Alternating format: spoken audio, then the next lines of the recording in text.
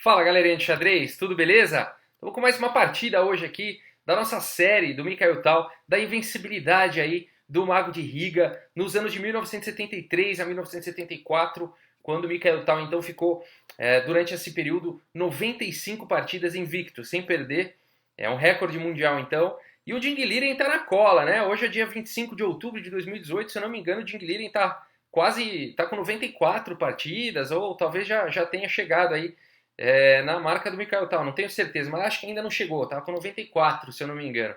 Se alguém souber de alguma coisa, poste aí, por favor, nos comentários, mas se eu não me engano, ainda não chegou na marca do Mikhail Tal. Então, dando continuidade aí à série, nessa partida o Mikhail Tal tá jogando de brancas contra o Laszlo Szabo. O Laszlo Szabo, para quem não sabe, foi o melhor jogador húngaro durante cerca aí de 20 anos. Depois ele foi sucedido por Lajos Portish em 1963 e 1964, tá bom? E no melhor período aí do Laszlo Szabo, ele chegou a ser aí um dos 12 melhores jogadores do mundo, tá? Então vocês vão ver o Laszlo Szabo, se é que já não viram, em várias partidas aí, ele está sempre presente na literatura enxadrística, contra os ex-campeões mundiais, contra jogadores aí fortíssimos, ele estava sempre lá no bolo, sempre lá na turma. Então é muito comum encontrar partidas aí de ex-campeões mundiais contra o Laszlo Szabo, tá bom? Vamos dar uma olhada nessa partida então. É uma partida muito bacana. O Mikhail Tal tá de brancas e ele começa com E4, então o peão do rei. Temos G6, a defesa moderna, D4, bispo G7. Na defesa moderna, provavelmente as pretas jogam depois expandindo aqui na ala da dama, aproveitando que esse bispo aqui faz uma grande pressão na ala da dama, tá bom? E o Tal, por sua vez, vai querer atacar na ala do rei. Vamos ver como a partida continua. Cavalo C3, D6 então, F4. O Tal aqui já parte para uma linha bastante agressiva com F4, A6, cavalo em F3, B5, bispo D3, bispo B7, dama em E2 e C5. Aqui o Laszlo Szabo já começa a ameaçar aqui um maldoso C4, né? Esse bispo não teria para onde ir. Então o Mikhail Tal já tem que lidar com isso agora. E ele joga então, depois de peão toma, a ameaça continua existindo. Então E5 foi jogado, dando uma casa aqui para o bispo então. Caso jogue C4, o bispo pode vir aqui para E4, né? Cavalo C6 então foi jogado. Bispo em E3 atacando esse peão que está sozinho aí em C5. Cavalo D4. Cavalo D4 bloqueando então o peão. E agora, por exemplo, se o cavalo captura o cavalo, o peão vai capturar dando um garfo, né, no bispo e no cavalo. Então, parece que não pode capturar o cavalo aqui, né? Mas o Mikhail Tal tem uma ideia diferente. Ele captura o cavalo, então, e depois de peão toma. As brancas têm aqui um garfo, né? Se tirar o bispo, perde o cavalo. Se tirar o cavalo, perde o bispo.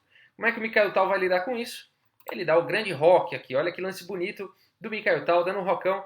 Agora, é claro, não pode capturar nem o cavalo e nem o bispo, senão, na sequência, o bispo vai sacrificar aqui em B5, dando cheque, abrindo um descoberto aqui da torre. Vamos dar uma olhadinha. Por exemplo, se peão toma cavalo, bispo toma então em B5, dando um cheque, abrindo aqui um ataque descoberto sobre a dama. E depois de rei F8, por exemplo, torre toma.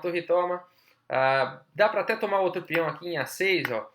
E depois de peão toma e rei toma, uma posição com certeza vencedora aqui para o Mikhail Tal, né? Então depois então de grande roque, jogado aqui pelo Tal, não dá para capturar nem uma peça nem a outra. A partida seguiu com B4. E olha que posição bonita, né?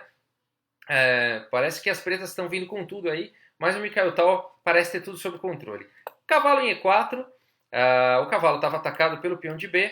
Esse bispo continua não podendo ser capturado pela mesma razão anterior, né? Vai ter o bispo e abrindo um descoberto aí da torre sobre a dama. Cavalo em H6 foi jogado então, e aqui o Mikhail Tal joga bispo toma em D4. Olha que lance legal, já ganhando um peão, mais uma vez aproveitando esse tema aí de que se a dama capturar, vai ter um descoberto, então, o bispo cheque, capturando a dama na sequência, tá bom, gente? Então, muito interessante aqui esse tema presente aí nesses primeiros lances na abertura aqui.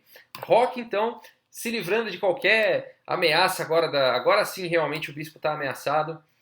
Bispo C5, então, atacando aqui, fazendo uma pressão em E7, né, dando uma cravada para esse peão não se movimentar e atacando aqui o peão de B4 também.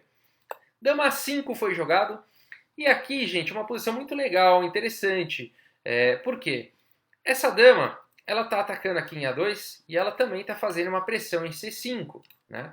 E o que isso quer dizer? Se por acaso aqui um lance intuitivo, né, de ser jogado seria rei B1 para defender aqui em A2, as pretas, por exemplo, né, se as brancas jogassem isso, as pretas podem ganhar a partida com o bispo toma cavalo. O cavalo é o defensor aqui do bispo de C5, e aí depois de bispo toma em 4, por exemplo, dama toma aqui em C5, tá bom? E as pretas estariam com uma peça a mais e com certeza com totais chances de vencer a partida, tá bom? Então dama A5, já com esse tema, né, não dá muito para defender aqui o peão agora, porque na verdade esse bispo está sob ameaça. Bispo toma em E7, então foi jogado, ganhando o peão e atacando a torre. Torre de F em E8, então agora as brancas têm um peão atacado e tem o bispo atacado. Né? É melhor defender o bispo em D6 e dama toma em A2. Olha que posição perigosa, né? A dama já entrando aí e partindo para um ataque. Bispo toma em B4, então a dama não está mais defendendo B4. Bispo toma, então ganhando mais um peão. E aí depois de bispo toma cavalo, dama toma em E4, cavalo aqui no G4, já ameaçando aqui um ataque que vai pegar quase todo mundo, né? Bispo C4 foi jogado, atacando aqui a dama. E a dama então jogou A1 cheque. E aí temos o rei aqui em D2. E olha que situação, né? Bom, agora a dama está atacada, tem que mexer. Dama toma em B2 e vamos fazer o balanço aqui da posição. Ó. As pretas têm 4 peões, as brancas têm 5 peões, então o tal ele tem apenas um peão a mais. E um rei aqui no meio do tiroteio, né? Um rei no centro do tabuleiro totalmente aberto. E será que valeu a pena, tal, fazer tudo isso por um peão? E na verdade o tal tem tudo sob controle aqui. Ele faz um lance muito lindo agora. Se você quiser pausar então e encontrar, entender a posição, entender a ideia por trás dessa posição, por que o tal permitiu, né, o rei aí no centro do tabuleiro tão exposto e por que essa posição é vencedora então para as brancas, como é que o tal demonstra isso? Se você quiser então achar esse lance, eu vou dar mais alguns segundos. E o lance então jogado aqui pelo Mikhail Tal foi maravilhoso. Bispo toma aqui em F7, ó. Um lance que é a cara do Tal, sacrificando então, também vai expor o rei inimigo. Bom, aqui a melhor coisa é capturar, né? Não dá muito para recusar esse sacrifício de bispo. O bispo está atacando a torre, né? Então o Laszlo Szabo vai para cima do bispo, aceita o sacrifício, o rei toma em F7. E agora sim, a continuação. Dama em D5, e olha só esse rei, ele está com sérios problemas, né? O bispo está cortando todas essas casas, a dama e o peão. Então o rei realmente não tem para onde ir nessa posição. O único lance, né, possível aqui, a torre em E6 é um lance forçado. E olha só quem está sozinho aqui em A8, né? Então muito bonita essa sequência do tal. Torre em E6, e aí você fala, agora já sei. Agora o tal vai capturar lá em A8. Na verdade ele não pode capturar lá em A8, gente. Porque senão as pretas vão ficar muito bem capturando aqui em B4 com cheque. E provavelmente tem algum ataque aí de checkmate, tá bom? O tal não jogou, dama toma em A8, mas eu vou só mostrar para vocês uma possível sequência aqui. O problema é que dama toma aqui em B4, ó, com cheque. E aí vamos por rei E2, por exemplo. As pretas têm um ataque muito forte aqui com cavalo, toma em E5, já ameaçando um cheque descoberto aí pela torre.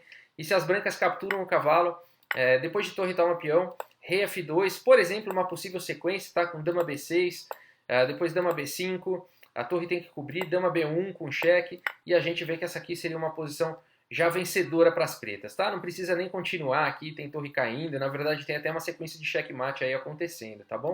Então depois de torre em E6, olha que coisa, né? Não dá para o tal capturar em A8, mas por que será que ele sacrificou o bispo então? Vamos ver a continuação. Na verdade o melhor lance o tal faz agora, dama em B7 com cheque, uma sequência muito bacana, né? O rei agora, qual que é o problema, né? Se ele volta, por exemplo, para G8, aí sim dama captura a torre porque viria com um cheque, né, sobre o rei, tá? Então essa é uma posição bem difícil aqui, não dá para vir para nenhuma dessas duas casas, senão a dama vai tomar a torre com cheque, né? Então, o único lance aqui é a torre então cobrindo, o problema é que essa torre está atacada duas vezes, e a partida continua então com dama toma em E7, cheque, rei G8, lance forçado, e aí dama em E6, seguindo mais uma sequência, jogando o rei lá para o cantinho, rei H8 e dama C4. Dama C4 então está defendendo o bispo, está protegendo o C2, está perto aqui do rei e agora é hora de se recolher um pouco, né? O Mikhail Tal volta para adicionar uma defesa aí para suas peças, já ganhou material, né? Agora é hora de se recolher e se defender um pouco para depois atacar de novo.